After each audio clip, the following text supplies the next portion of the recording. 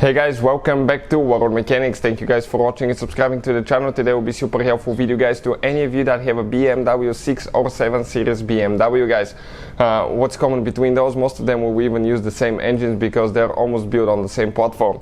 So we'll show you guys how to replace serpentine belt tensioner, and there is one thing that most people forget about, okay, when you replace the serpentine belt tensioner, so make sure to stand till the end because that's a common mistake. Before we start, let me introduce you to the channel. Every single car we get at the shop, we make at least 200 free repair videos. Why we do that, guys? Because our mission at the shop is to save you as much money as we can. All we need in return, please subscribe to the channel and like the video so we can keep providing that free information.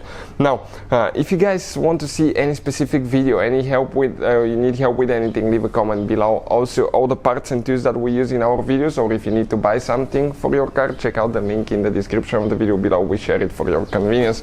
Let me show you now, okay, what we have here. This is actually N52 engine that you can find on multiple 6 series and 7 series BMW. Also, before we continue, let me introduce you. We have another channel that's called How to Repair, guys. That's our main channel, and we have helped more than 68 million people, 69 million people. So check it out, guys. Quite helpful information will be shared there. So with that being said, this is the engine.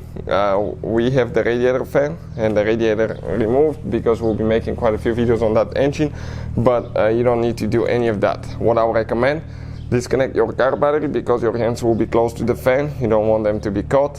And number two, okay, on modern cars, it really matters which car battery terminal you disconnect first, positive or negative. Otherwise, you can cause damage to your electrical system. And if you want to see the video that explains all that, I'll put the link in the description of the video below.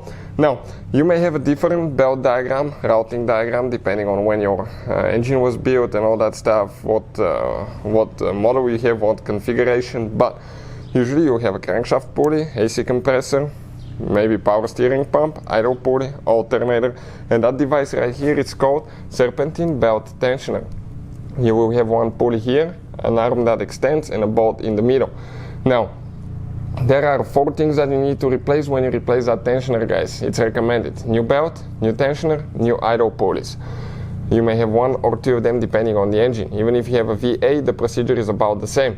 You will need to remove the belt to remove the tensioner. So, how you do that? Most of the times on the tensioner you have on the ear, that's called the ear. You can install a tool such as torque 60. Sometimes you may even have like a 16mm socket. And most of the times you go clockwise, you remove the belt, okay, and you're ready to go. Now, that bolt in the middle is supposed to be aluminum bolt like this one. And that's the thing that most people never think about. That bolt needs to be replaced every time you replace the tensioner, guys. Or every time you even remove the tensioner, because it's torque to yield bolt, and otherwise it can break and it can get stuck in the engine block, and that's a headache to get out, guys. And sometimes it can even strip. So make sure that you put a new bolt. Whoever worked on that car last time, they installed a regular bolt, and it shouldn't be that way.